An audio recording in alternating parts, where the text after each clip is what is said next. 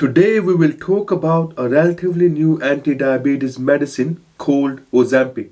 Although Ozempic is injected into the body, it should not be confused with insulin.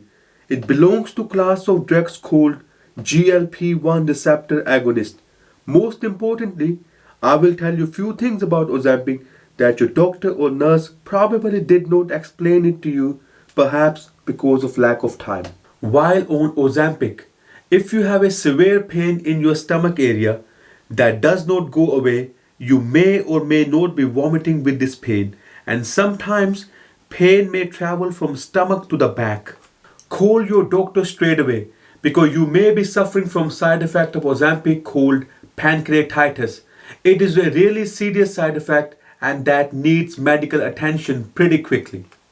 Drink plenty of water while using Ozempic because post-marketing studies have revealed that Ozempic can cause acute kidney injury. And as you can see from the picture, only 25% of people completely recover from acute kidney injury. And AKI, acute kidney injury, can even happen in people who had no kidney issues before using Ozempic. And if you are dehydrated, your risk of having acute kidney injury due to side effect of Ozempic goes high. So it's very important while you are using Ozempic, you stay hydrated. Our next point is very interesting. As you can see, Ozempic causes dose-dependent and treatment duration-dependent thyroid C-cell tumors in rodents.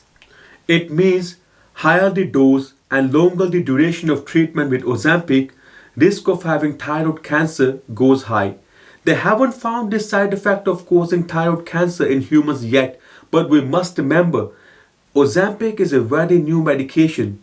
It is still in the phase 4 clinical trial, means post-marketing information about Ozempic is still being collected by the manufacturer for the side effects that were not observed during the clinical trials. So if you happen to notice a mass in the neck, or if you have dysphagia, dysphagia means problem in swallowing certain foods or liquids. It may also include coughing or choking when eating or drinking, bringing food back up. Or if you have dyspnea, dyspnea means shortness of breath or persistent hoarseness of your voice.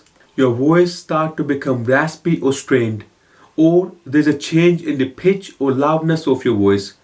If you happen to notice any of these symptoms, mass in the neck, dysphagia, dyspnea, stop using Ozempic. Speak to your doctor straight away for further investigation. And lastly, ladies who are planning to become pregnant and they are using Ozempic, they need to stop using Ozempic for at least 2 months before they plan to become pregnant. So this is all for today. Subscribe to our channel, like the video, and I will see you in the next video.